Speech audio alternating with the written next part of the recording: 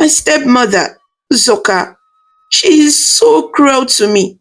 Every day I am beaten, starved, and treated like I am nothing. My father does nothing to help me. I try to be good. I try to endure, but I am losing hope. The wind stirred the leaves above, as if listening. Chibundo continued, now pouring out all her sorrows.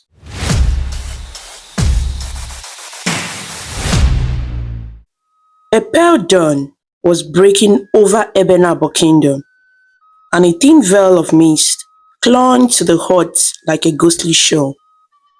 In one of the compounds at the edge of the village, a young girl named Chibundo was already awake and hard at work.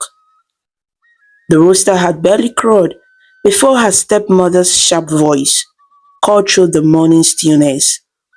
Chibundo, are you still sleeping? Get up and sweep the courtyard this instant. Uzoka's voice rang out from inside the family hut. Chibundo wiped the sleep from her eyes and rose quickly from the mat on the earthen floor. She dared not delay. Grabbing a bundled bunch of dried palm fronds, she stepped outside into the cool air and began sweeping the dusty compound. Her thin arms moved in practiced motions, every sweep revealing the red earth beneath the previous day's dust and fallen leaves. As she worked, Chibundo stole a glance at the sky.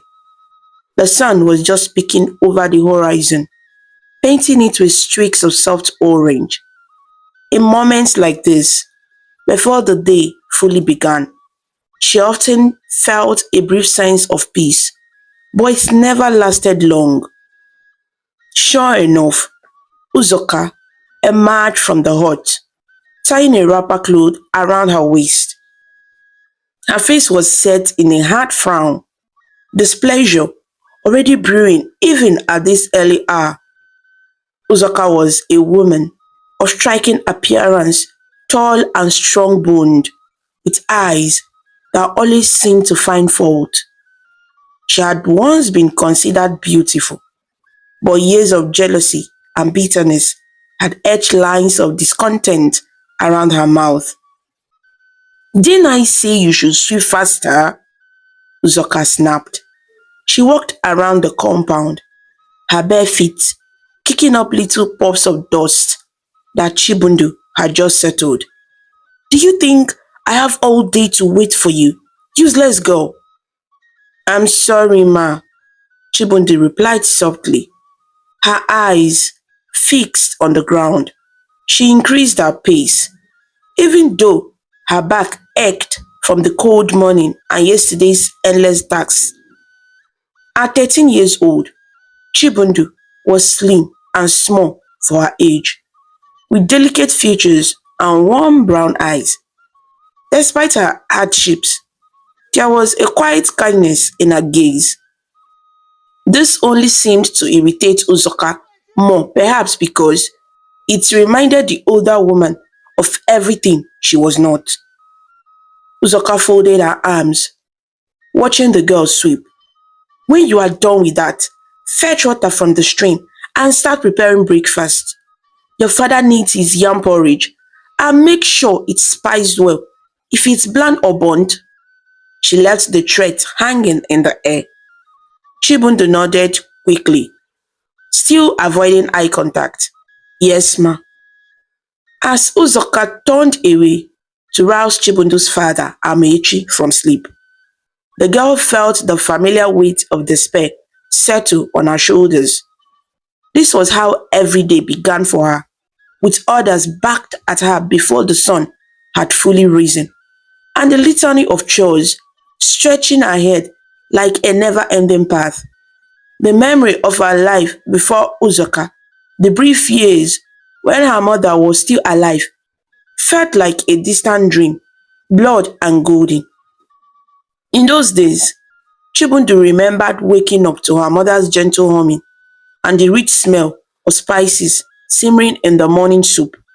Her mother would smile and say, "Good morning, my little one," in a voice as soothing as the dove's call. But her mother was gone now, taken by a fever when Chibundu was only 7. Amechi, her father, had been a different man back then, kind and doting, carrying Chibundu on his shoulders and telling us stories by the fire at night. After her mother's death, father and daughter had spent many nights grieving together. When he eventually decided to remarry, he had hoped to bring a woman's touch back into the house and a mother figure for Chibundu. Uzoka had come into their lives 2 years ago. At first, she was sweet and full of kind words in Amechi's presence, but it didn't take long for her true nature to emerge. She was harsh and selfish, and it seemed she harbored a deep resentment towards Chibundu. Perhaps it was because villagers often commented on Chibundu's beauty and gentle nature, praising the young girl for her helpfulness or her sweet smile. Uzoka, who relished being the center of attention, could not stand sharing any praise with her stepdaughter, and so a once hopeful household had descended into a private hell for the young girl. Chibundu finished sweeping the compound. She coughed a little as the dust tickled her throat. Her stomach rumbled, but she knew better than to ask for food now. Uzoka typically allowed her to eat only after everyone else had eaten, and even then, it was whatever scraps remained. Leaning the broom against the mud wall, Chibundu picked up the clay water pot. The stream was a short walk away, just beyond the cluster of banana trees at the end of their compound. As she walked out of the compound, she heard Uzoka's voice from inside the hut, scolding her father awake. "Amechi, are you going to sleep till the sun is overhead? You promised to mend the fence today. I will not have goats straying into my yam garden again." Chibundu's lips twitched in a small sad smile. The goats came in because Uzoka often forgot to close the gate at the night after her late gossip sessions with her friends. But of course, she would never admit that. Everything that went wrong in the household was somehow Chibundu's fault, according to Uzoka. If the evening meal was late, it was because Chibundu was slow. If the firewood was damp and the fire took too long to start, it was because Chibundu had failed to store the wood properly, even if it was Uzoka who sent her out in the rain to fetch it. Amechi seldom argued with his new wife. Chibundu knew her father loved her deep down, but he had become so weak-willed and anxious to keep Uzoka happy that he rarely stood up for his daughter. With a practiced balance, Chibundu set the water pot on her head, steadying it with one hand, and made her way to the stream. The village of Ebenabo was coming alive now. In the grey light of dawn, other women and children were emerging from their homes to start the day's tasks. A few called out greetings to Chibundu. "Good morning, Chibundu," called Nneka, an old woman who lived next door. She was out sweeping her own yard. Chibundu managed a polite smile. "Good morning, Nne," she answered softly. Her voice was shy. Uzoka often forbade her from wasting time chatting, so she never lingered long in conversation. At the stream, cool clear water gurgled around the smooth stones. Chibundu filled the pot carefully. As she did, she saw her reflection ripple on the surface. A thin face with large eyes looked back at her. She noticed a fading bruise on her cheekbone. Uzoka had struck her a few days ago for accidentally dropping a calabash bowl. The bruise was yellowish now, Chibundu gently touched it. Remembering the incident, she had tripped over a stray pestle while carrying the bowls, and Uzoka's response was swift and fierce. Amechi had been sitting right there, carving a piece of wood. But even as Chibundu cried out, he had just flinched and said nothing. Later, he had muttered to Chibundu in apology that he didn't want to anger Uzoka further. He had promised to talk to her later, but Chibundu doubted he ever did. Sighing, Chibundu lifted the heavy pot of water and placed it back on her head. She began the trek home, careful not to spill a drop. Along the way, two village girls around her age caught up to her. They were chatting and laughing, carrying smaller pots. "Are you coming to the riverbank tonight, Chibundu?" One of them, Adoma, asked cheerfully. "There is a moonlight dance rehearsal for the New Yam festival." Chibundu's heart sank. She yearned to join such activities, dancing under the moon with other girls, singing folk songs, enjoying a brief respite of childhood, but she knew Uzoka would never allow it. "I don't think I can," she replied, trying to keep her tone neutral. Adoma looked sympathetic. Everyone in Ebenabo knew Uzoka's strictness to some degree, though not the full extent of her cruelty. "Maybe your father will let you come," Adoma suggested timidly. Before Chibundu could answer, the second girl, Oluchi, shook her head. "You know her stepmother won't allow it," she whispered to Adoma, not realizing Chibundu could still hear her. Poor Chibundu. She always has chores. Chibundu pretended not to hear that, focusing her eyes straight ahead. The other two fell silent, feeling awkward. At the part where their ways parted, Chibundu gave them a small wave. "Maybe next time," she said quietly. Adoma smiled sadly and they waved back, continuing towards the village square. Walking back into her own compound, Chibundu found her father, Amechi, already awake and hunched by the fence at the side of the yard, examining the loose sticks that needed mending. He was a slender man with graying hair at his temples and worry lines etched deep on his forehead. Once, those lines had been laugh lines. Chibundu remembered how quick he was to laugh when her mother was alive. These days, he rarely laughed. He glanced up as his daughter entered. "Good morning, Papa," Chibundu greeted, as was their custom, with a respectful bow of her head. Amechi gave a half smile. "Good morning, my daughter. Is that the water? Bring it to the kitchen." His voice was gentle with her when they were alone, but even then, there was a constant edge of nervousness, as if he feared Uzoka might overhear any conversation and twist it against them. Chibundu carried the pot to the small outdoor kitchen, a simple hut with a fire pit and some shelves for pots.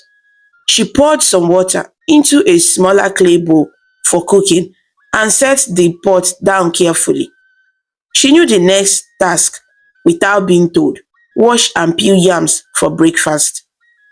Amici lingered by the kitchen doorway as if he wanted to say something. He often did, hover around Chibundu for a moment or two when Uzoka wasn't right there, as if checking on her silently. Perhaps it was his way of apologizing or showing he cared, even if he couldn't openly defend her. "Are you feeling okay, Chibundu?" he asked softly, eyes darting to the bruise on her cheek with guilt. Chibundu followed his gaze and touched her cheek instinctively. "Yes, Papa, I'm fine," she lied. Amici sighed and looked down at his feet. "I know things have been difficult," with Uzoka. She she means well, even if she's strict. She wanted to say, strict, Papa, she hates me. But she remained silent. What was the point? Her father knew how Uzoka was, even if he wouldn't admit the severity. I would talk to her, Amechi added unconvincingly. He had said that many times before. It's never changed anything. Just then, Uzoka's figure darkened the doorway. She had a way of appearing at the worst moment. What are you doing idling there, Amechi? She said sharply at her husband. That fence isn't going to mend itself. Or do you want goats ruining our crops again? Amechi flinched. Yes, I'll get to it now. He gave Chibundo an apologetic glance and hurried away. Uzoka now turned her glare on Chibundo. And you, lazy girl, why are you standing there like a statue? The yams will peel themselves. Chibundo jolted into action. I'm sorry. She picked up a knife and a yam tuber, quickly starting to slice off the thick brown skin. Her hands trembled slightly. She could feel Uzoka's eyes drilling holes in her back, looking for any reason to scold. Uzoka stepped inside the kitchen hut, looming over the girl. After a tense minute of watching Chibundo peel, she hissed, I heard the neighbors talking at the stream just now. They said you might want to go to the moonlight dance. Is that what you waste your thoughts on? Dancing? Why there is so much work to do here. Chibundo paused, surprised. She hadn't realized Uzoka had gone near the stream or had overheard anything. Maybe one of those girls told their mother, who then mentioned it. Either way, Uzoka had ways of hearing any snippet that could used against Chibundo. No, ma, Chibundo stammered, lowering her gaze. I was just listening. I didn't say I would go. Uzoka clicked her tongue in disapproval. You will not go. Do you hear me? Who will finish the laundry and grind the corn for dinner if you go flitting about like a butterfly at night? Not to mention, I don't want you mixing with those other girls too much. They fill your head with nonsense. Yes, ma, Chibundo answered quietly. A familiar ache tugged at her chest, longing and resignation all at once. It was pointless to argue. Uzoka moved closer, her tone softening slightly, but not out of kindness. It was that false sweet tone she used when delivering something particularly cutting. Besides, Chibundo, have you looked at yourself? All skinny and scruffy. Do you think anyone wants to see that dancing under the moonlight? You only embarrass our family, she said with a cruel smile. Chibundo felt tears prick her eyes, but she blinked them back. She only nodded and murmured, Yes, ma, again. She would not give Uzoka the satisfaction of seeing her cry. Uzoka leaned forward and took hold of a lock of Chibundo's hair, which was plaited into thin, neat braids. Even this hair, why do you bother braiding it so nicely? Trying to attract attention, eh?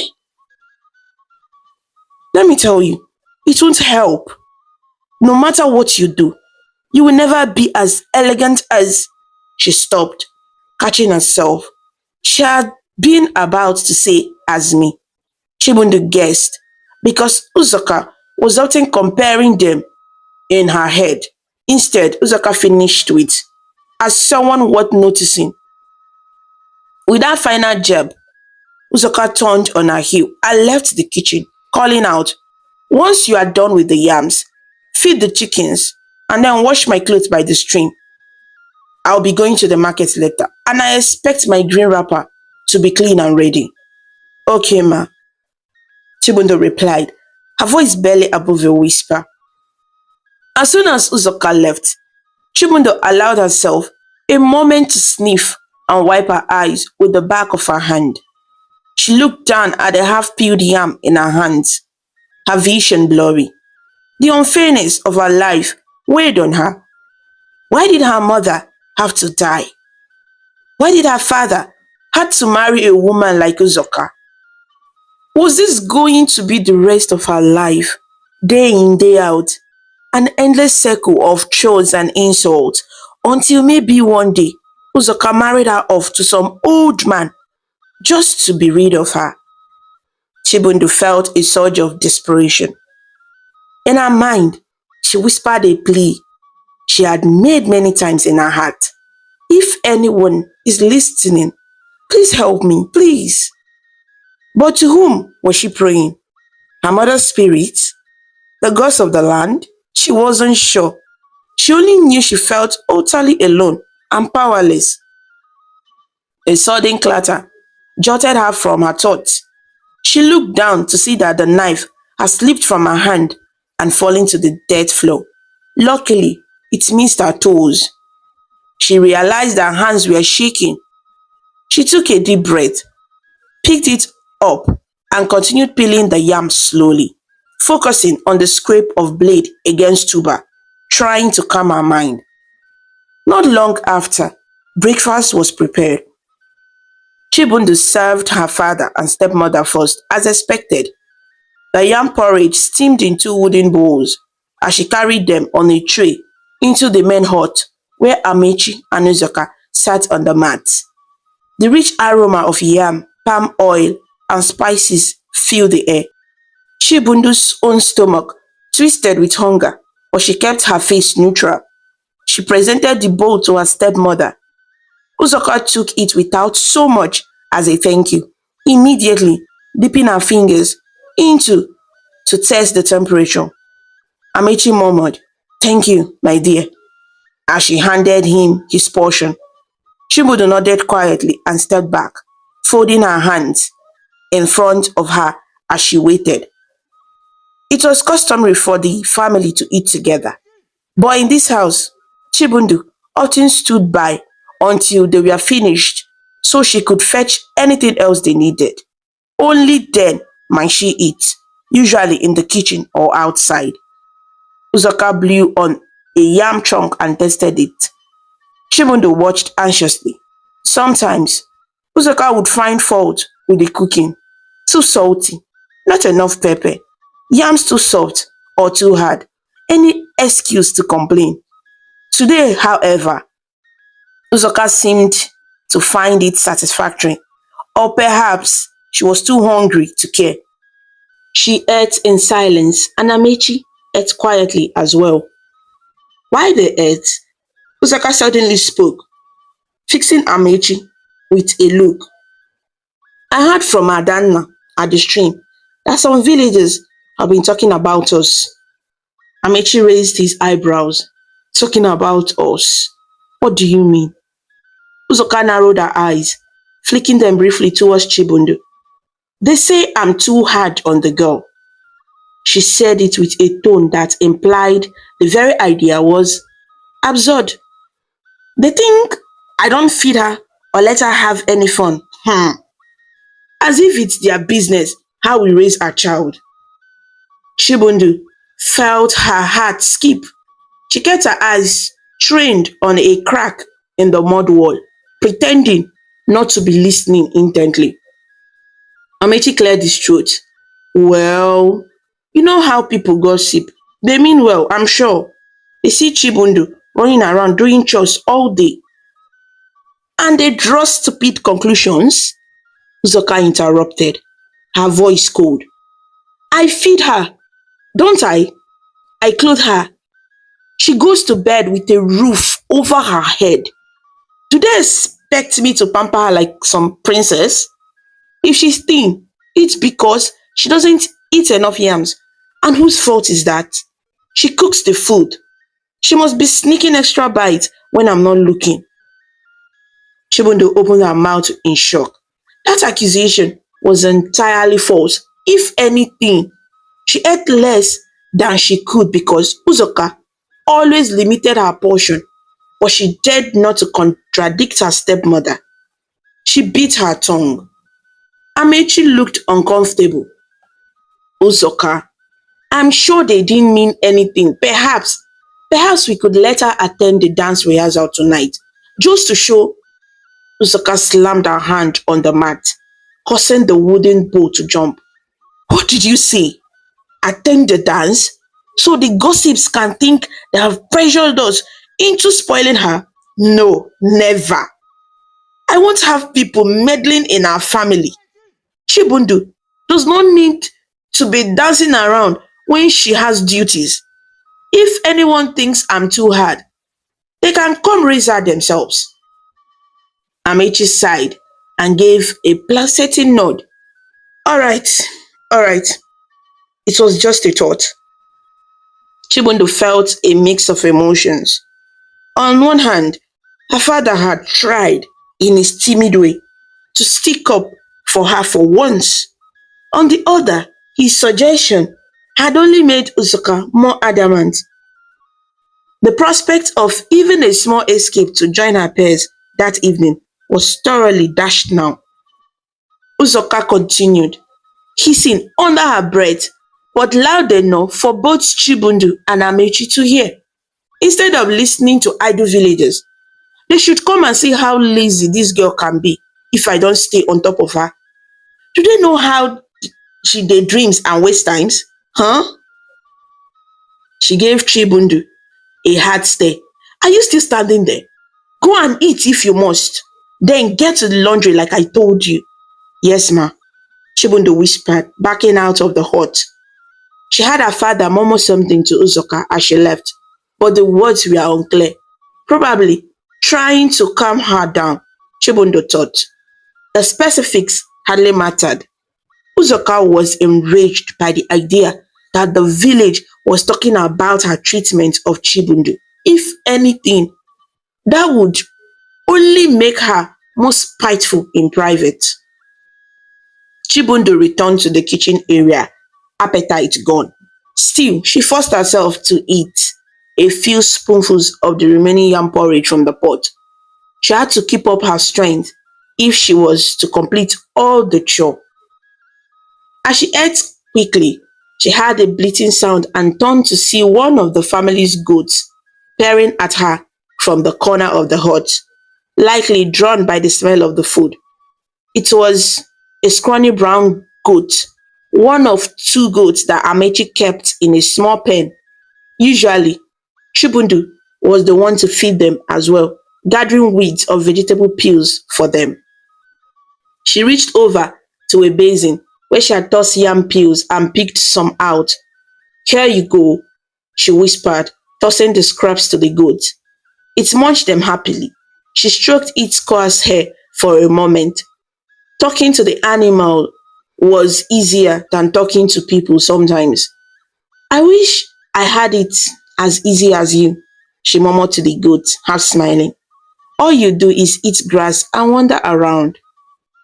The goat stared at her with horizontal pupils, then bleated again as if in agreement or sympathy. Chibundo sighed and stood up, wiping her hands. If she delayed any longer, Uzoka would find a reason to accuse her of slacking. She found Uzoka's laundry, two wrapper clothes, a blouse, and a head tie scrunched up in a basket. Collecting them and some soap, Chibundo headed out again towards the stream. She knew Uzoka would want this clothes spotless for the market trip.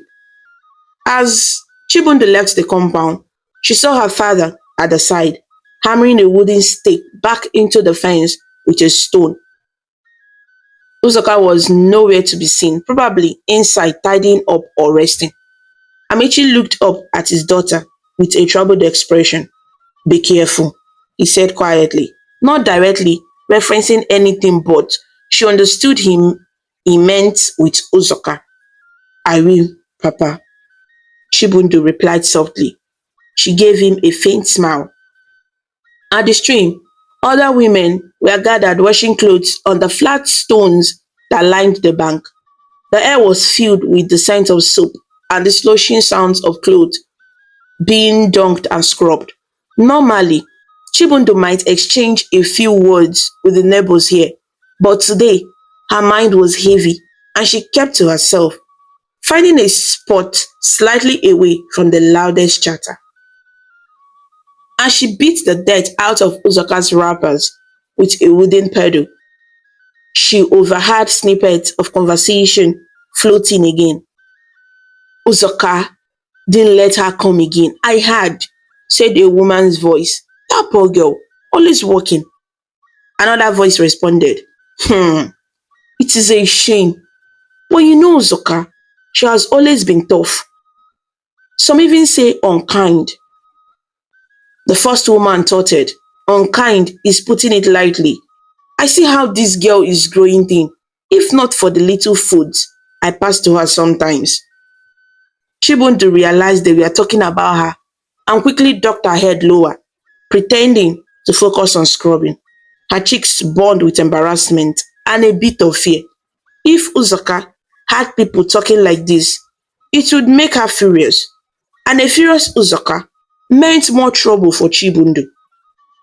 She finished the washing as quickly as she could, wrung out the clothes, and spread them on a sunny rock to dry for a short while.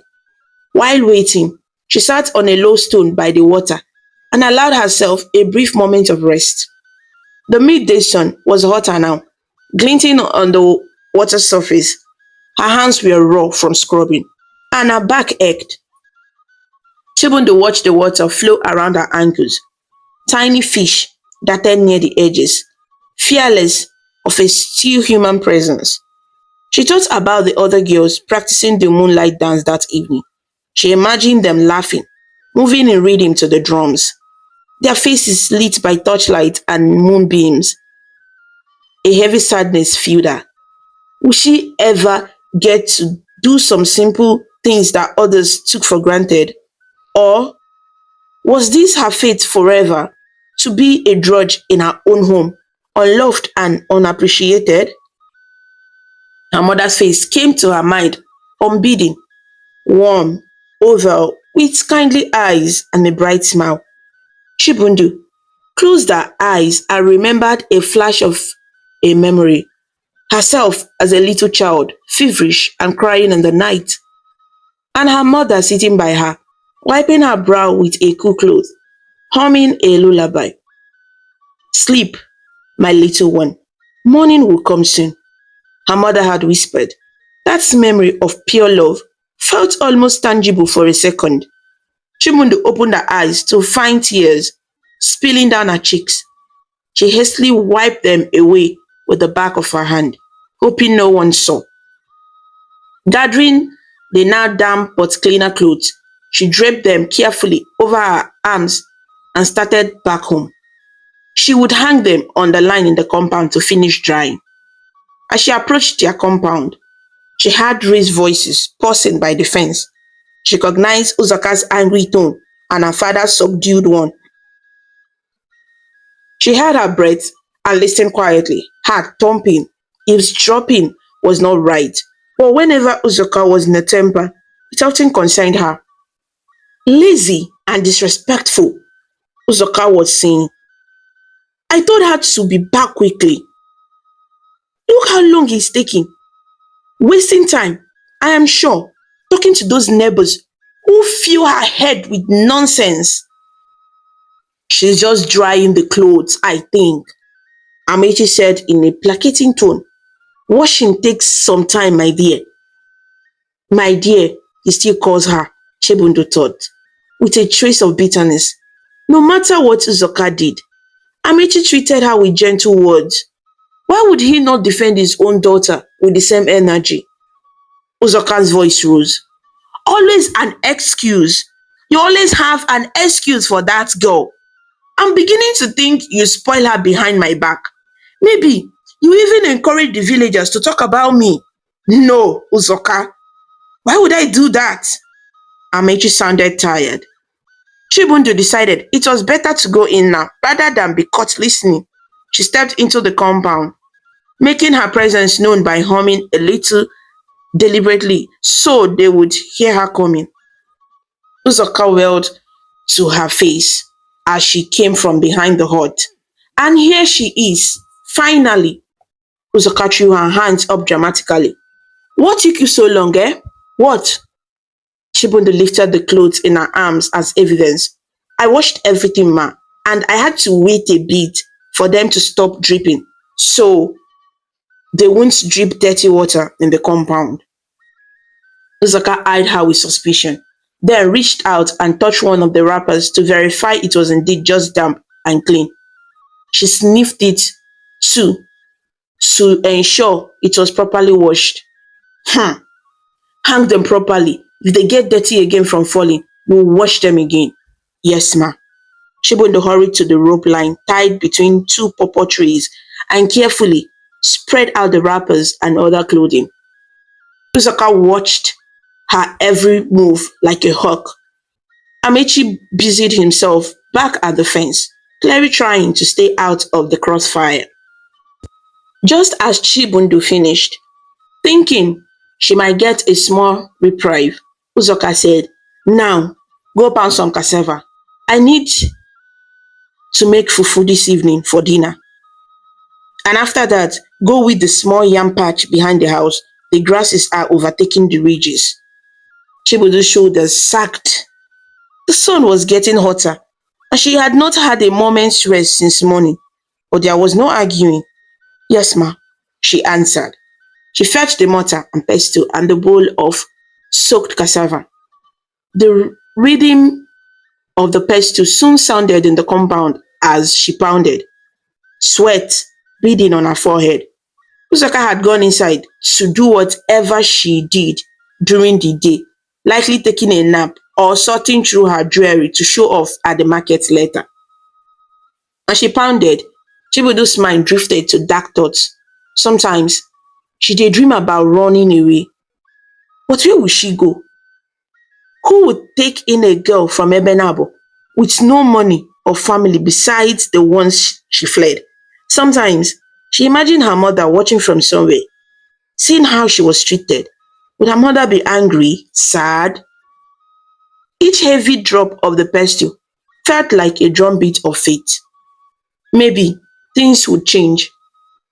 She found herself hoping perhaps father would find the strength and stand up to Uzoka. Or maybe Uzoka would change and become kinder. She nearly laughed at the idea. Uzoka change. A snake would sooner grow legs.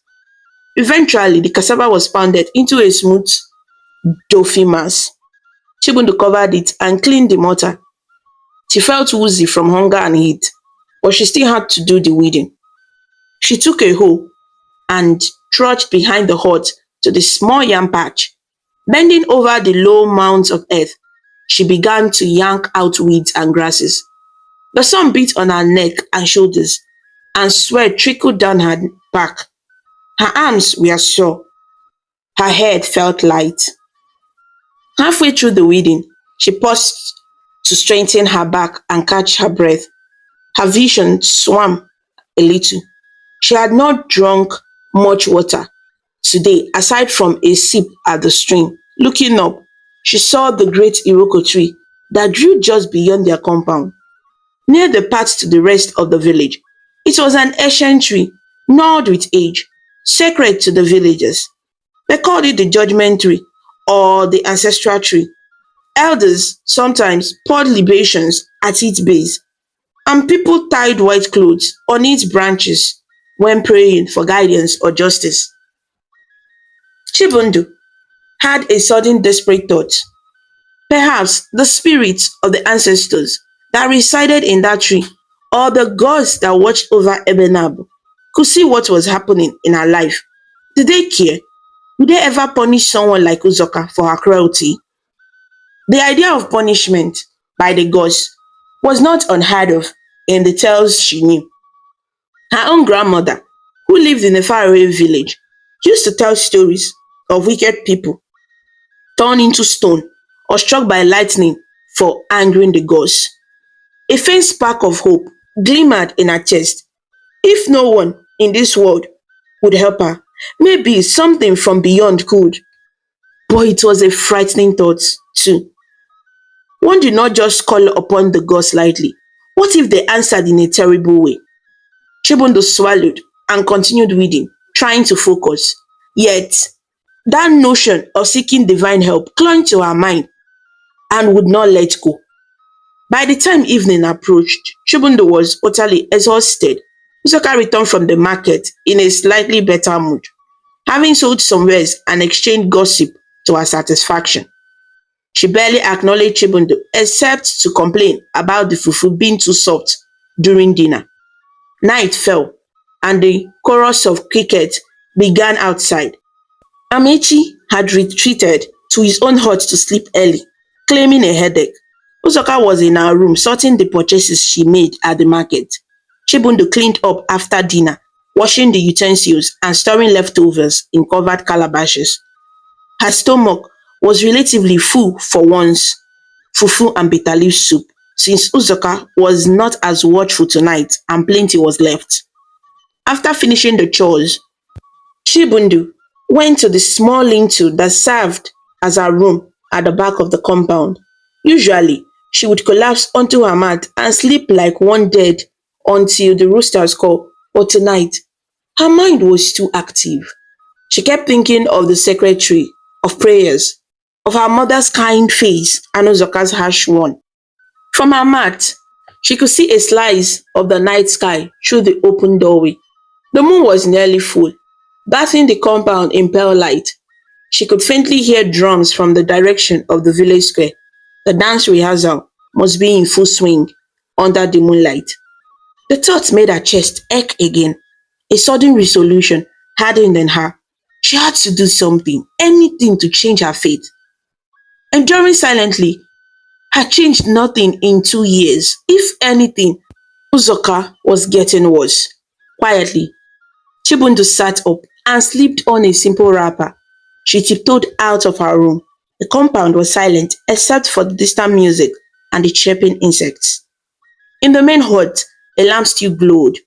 Uzoka, likely still awake, Chibundu crept along the edge of the yard, sticking to the shadows cast by the hut and fence. She unlatched the gate as softly as she could and slipped out. She made her way towards the sacred Iroko tree. It stood apart from any houses, its colossal trunk twisting up into the night sky. The tree's silhouette was thick and black against the moonlight, its canopy rustling gently. The night air was cooler now, with a soft breeze that carried the scent of jasmine from nearby bushes. Chibundu approached the base of the tree, where the ground was worn from years of people kneeling or pouring libations. A rough carving of a face on the tree marked it as a shrine to the ancestors. The face was eroded by time but still solemn. For a moment, fear fluttered in her belly. She was about to entreat the spirits or gods directly. What if they became angry at her boldness? But then she thought of what she endured daily, and her fear was overcome by desperation. Chibundi knelt on the cool earth, laying her forehead against the back of her hands, which were pressed to the ground. She had no offering to pour, no kola nut or palm wine, but she offered what she had, a heart full of pain and a fervent wish. In a trembling voice, she began to whisper, "Great ancestors, almighty gods of our land, I call on you tonight. I don't have the right words, but please, if you see me, if you hear me, I am suffering. My name is Chibundu, and I am only a child, but I am suffering so much." Her voice cracked, and tears rolled down her cheeks, pattering onto the earth. "My mother is with you, I know. Perhaps she can hear me too. I had no one else to turn to. My stepmother, Zoka, she is so cruel to me. Every day I am beaten, starved, and treated like I am nothing. My father does nothing to help me. I try to be good. I try to endure, but I am losing hope. The wind stirred the leaves above, as if listening. Chibundo continued, now pouring out all her sorrows. If I have ever pleased you, or if my mother has any favor with you, please help me. I don't know what is right to ask. Some nights I wish Uzoka would just go away, or that I could be free of her. Is that terrible? I know revenge is not for me, but for you to give. So I ask, if she has done wrong by me, let her be punished. Let justice be done. And if I have done wrong by wishing this then punish me instead. But I can't live like this anymore. Please help me. I beg you. She ended in a whisper, forehead still pressed to the ground, sobbing softly. Her tears darkened the soil. The night seemed to hold its breath. A sudden gust of wind swept through, strong enough to make her shiver. The branches of the iroko groaned softly. Chibundu raised her head, wiping her eyes. Did that mean the spirit heard? Or was it just coincidence? There was no voice from the sky, no figure appearing in the dark. Only the leaves gently rustling again after the gust passed. Chibundu waited a few more minutes in silence, not sure what she expected. Perhaps a sign, any sign that her plea was acknowledged. But there was only the normal sounds of night, cricket, distant drumbeats, a lone owl hooting. Feeling both drained and strangely lighter for having voiced her pain, Chibundu finally stood. She placed a hand on the tree trunk as if it were an old father listening to her woes. Thank you for hearing me, she whispered, just in case. Even if you will not do anything, thank you for letting me pour it out. She then made her way back home, as quietly as she had come. She latched the gate behind her and slipped back into her lean-to room. The lamp in Uzoka's room was out now. Presumably, her stepmother had gone to sleep. Chibundu lay down on her mat, emotionally exhausted. She didn't know if her prayer would be answered, but for the first time in a while, she felt a tiny spark of hope. With that thought, and tears still drying on her cheeks, she drifted into a deep sleep, not knowing that this night was the last time in a long while that things would be ordinary in Ebenabo household. Uzoka awoke with a start before dawn, feeling an intense chill. She tried to sit up, but something was wrong. Her body felt different. She had fallen asleep the night before in her bed, annoyed after returning from the market and irritated with Chibundo as usual. Now, she found herself lying on the hard mud floor of her room. Uzoka attempted to call out, but the sound that emerged from her throat was not her voice. It was a rough, strangled bleat. Her eyes widened in the darkness. She cleared her throat, confused, and tried again. Amechi! She wanted to shout, but all she had was a louder bleat, like a goat crying in distress. Panic sought through her. Why can't I speak? What's happening to me? In the faint light of dawn sneaking through the hut tiny window, she tried to raise her hand to her face, but she had no hands, only four legs ending in small cloven hoops. Usoka's mind reeled. This must be a nightmare. She scrambled up to her feet, or rather, hoofs, and the sensation of a tail and four legs sent her heart pounding wildly. Her sense of balance was strange, her field of vision wider and oddly placed. In desperation, she looked down at herself and saw the form of a goat. Brown fur, a white patch on her belly, lean legs. She spun in confusion, stumbling against a stool, which clattered over. The noise in the quiet dawn was startlingly loud. This is impossible. How could this be? Uzoka thought frantically. Her mind was still her own.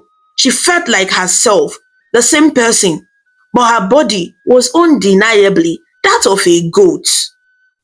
Her movements and the falling stool made more noise. Immediately, she heard Amechi's voice from the adjacent area, grudgy and concerned. Uzoka, is everything all right? Uzoka tried to answer, but again, only a frantic bleating came. The hut door pushed open and there stood Amechi, wrapped in a cloth, blinking in the semi-darkness. At first, he didn't seem to understand what he was looking at. Uzoka tried to run to him, but managing four legs was clumsy. She half leaped, half staggered toward her husband. Amechi yelped in surprise as a goat lunged at him from the gloom of his wife's room. Where did you come from? Shoo! Shoo shoo! He exclaimed, thinking a stray goat had wandered in. He instinctively reached for a broom by the door and swiped at Uzoka, not hard, but to keep the goat away. Uzoka felt the broom brush her aside and stumbled back, bleating. It's me! I am Uzoka! She wanted to scream, but nothing intelligible came. Amechi was confused. Why was there a goat in his wife's room? And where was Uzoka? He peered inside the room. The faint dawn light showed no sign of his wife. The neatly rolled mats were there, her clothing chest, but not Uzoka. Chibundu, meanwhile, had awoken to the sounds of commotion. The clatter of something falling, a feather shout, and goat bleats. These noises cut through the thin veil of her sleep. She sat up on her mat, her hands starting to race. What was going on so early? Quickly, she got up and hurried out of her little lean-to, tying her wrapper around her chest securely. In the half light of morning, she saw her father by the doorway of Uzoka's room, brandishing a broom at a goat.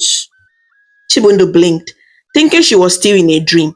The goat was hopping around, bleating as if in distress, and her father looked baffled and concerned. Amechi, Amechi, the neighbor Nneka's voice suddenly called from outside the compound. The Rokus had drawn her attention. Is everything all right? I heard something. Amechi turned his head towards the gate, still holding the broom defensively.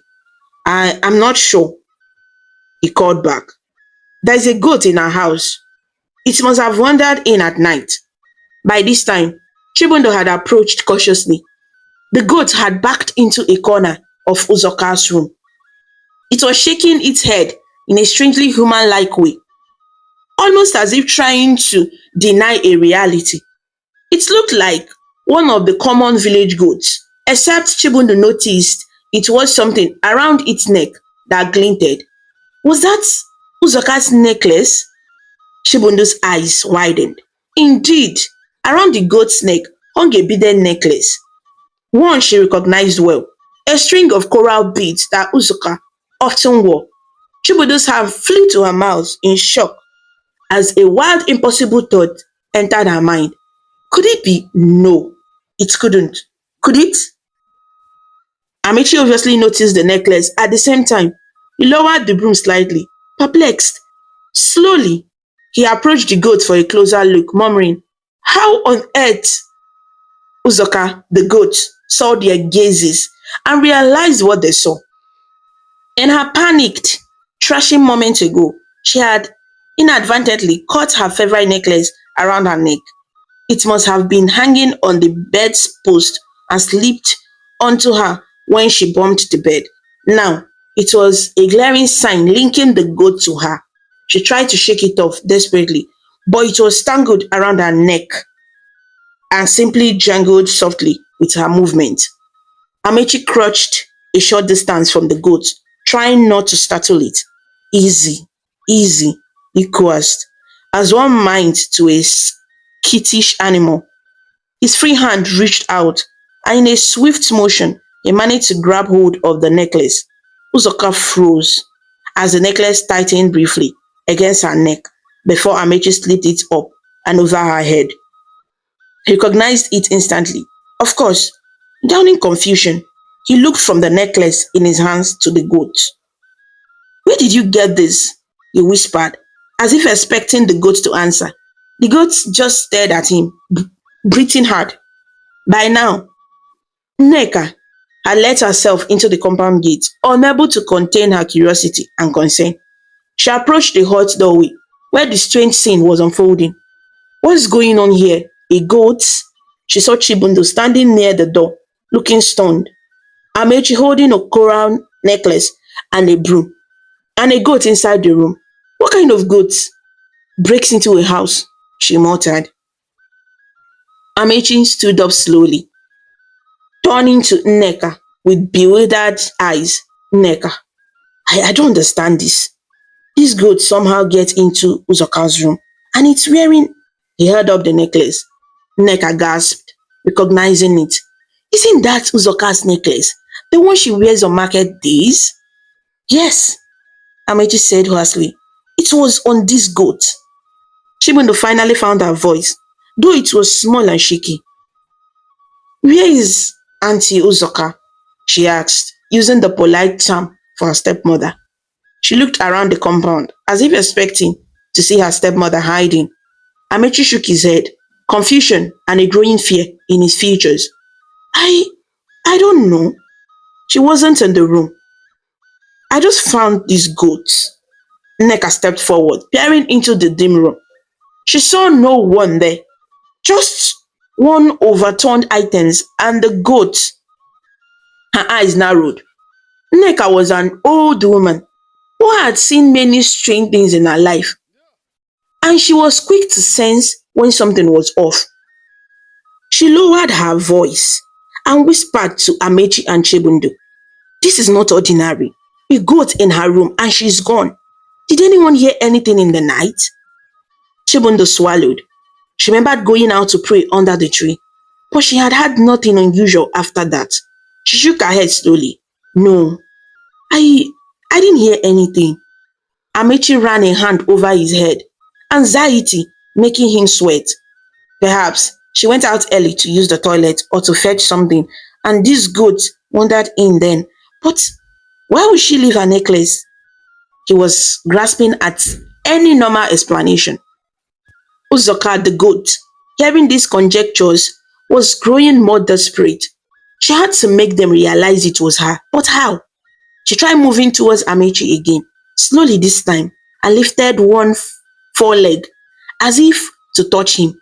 Amechi stepped back instinctively at the goat's approach. Nneka stepped in front of Chibundu protectively, unsure what the goat might do. They all expected perhaps a bite or headbutt, but instead the goat stretched its neck and made a long mournful bleat that sounded almost like a wail. In the early morning light, the sound was eerie. It did not sound like the normal meh meh of a goat. It had uncanny human-like sorrow to it, as though someone were crying through a goat's throat. Chibunu felt a chill. She found herself thinking of her prayer from last night. Let justice be done, she had pleaded. Had the gods had her? Was this their doing? The thought was terrifying and thrilling all at once. Nneka made the sign of the cross, reflexively, even though the village still mostly followed traditional beliefs. She had picked her habit from her son who converted, and whispered, O spirit of our fathers, this is not just a simple goat. Amechi looked sharply at the old neighbor.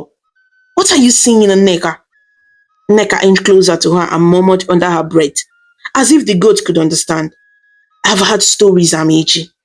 Stories of people who angered the gods or the ancestors and were punished. Some turned to animals or other forms. She eyed the goat, which looked back at her with what she could only describe as fear and pleading in its eyes. Is it possible that Uzoka? She didn't finish the sentence, but all three humans in that doorway were thinking the same thing now. The impossible explanation that none wanted to speak aloud. Uzoka had somehow become this goat. Amechi's face contorted in disbelief and alarm. No, that's That's madness, he stammered. How could people don't just turn into goats, Neka? Perhaps someone is playing tricks, or a witch, or he looked at Chibundu suddenly suspicious. His voice turned harsh, unintentionally colored by fear. Chibundu, do you know anything about this? Where were you this morning? Did you see your stepmother at all? Chibundu stepped back, shocked that he would even ask such a thing. No, Papa. I woke up to the noise. I don't know anything. Her voice trembled, hurt by the insinuation she might have a hand in this unnatural event. But she also felt a pang of guilt because she had prayed for something to happen. Could her prayer have caused this? Nneka intervened softly. Amechi, calm yourself. The girl had nothing to do with this. If anything, it might be an act of the spirit. She took a deep breath. Uzoka is not the kindest of women. Everyone knows. Perhaps she offended someone or did something and the ancestors took note. She didn't want to directly accuse Uzoka of the treatment of Chibundu, but it hung in the air. Amechi looked again at the goat. He noticed now what he hadn't in his initial surprise. The goat had a marking on its left ear, a small notch. Strangely, Uzoka had a small scar on her left earlobe from a childhood accident. The notch in the goat's ear was eerily reminiscent of that scar's location. Amechi's disbelief wavered. Uzoka, on her part, realized that Nneka at least suspected the truth. She bleated again, this time nodding her head up and down, as if to say yes, yes. She even tried to mimic a human gesture. She backed up and bent her front legs, almost like a clumsy curtsy of pleading. This behavior made Amechi's knees feel weak. He reached out a hand and braced himself on the door frame. Gods above, he whispered. Uzoka, is that you? The goat immediately nodded again, stepping forward. In her mind, Uzoka was crying in relief. Yes, yes, it's me, you fool. But all she managed was another affirmative bobbing of the head and a plaintive bleat. Nneka clutched her chest. It's true then, she breathed. The gods have done this. Chibundu felt dizzy. A mixture of dread and wonder swelled within her. Last night, she had prayed for justice. Could the gods truly have answered by turning her wicked stepmother into a goat? It was such a drastic action. She had expected maybe some misfortune to befall Uzoka, or an elder to notice something, not this supernatural transformation. She wasn't sure how to feel, horrified that such a thing was possible, or grimly satisfied that Uzoka was now so humbled. Perhaps both. Amechi dropped the broom, his hands shaking. He reached out slowly towards the goat. Uzoka, tears in her goat eyes, stepped closer and pressed her head into Amechi's hands, as a goat might, but also as a desperate plea for comfort. My wife, Amechi choked out. What have you done? It was half question, half accusation to Uzoka, and half a lament to the universe about the situation. At that moment, other voices came from outside the gate. The morning had progressed, and a couple of neighbors, on their way to the stream, had noticed Nneka standing in the compound and the unusual sight of a goat inside the house. One called out, Amechi, why is there a goat in your house? Need any help? Nneka quickly turned her head and answered back, waving them off. No, no, everything is fine. Just a stray goat we are chasing out. We have it under control. She gave Amechi a meaningful look. She was clearly thinking that this matter was not for the whole village to know, at least not yet, until they understood it themselves. Villagers were gossipers. Something like this would spread like wildfire and could bring unwanted trouble or shame. The onlookers seemed satisfied with Nneka's explanation as they saw Amechi holding the goat by the collar area. He had grabbed part of Uzoka's nightclothes from the floor and looped it loosely around the goat's neck, like a leash, without thinking. They chuckled and moved on, one muttering These goats, they will get into anything. Once they were gone, Nneka shut the gate and hurried back to Amechi and Chibundu, who had stepped aside a bit, still dazed. We must be careful, the old woman warned. If people hear of this, who knows what they might do or say?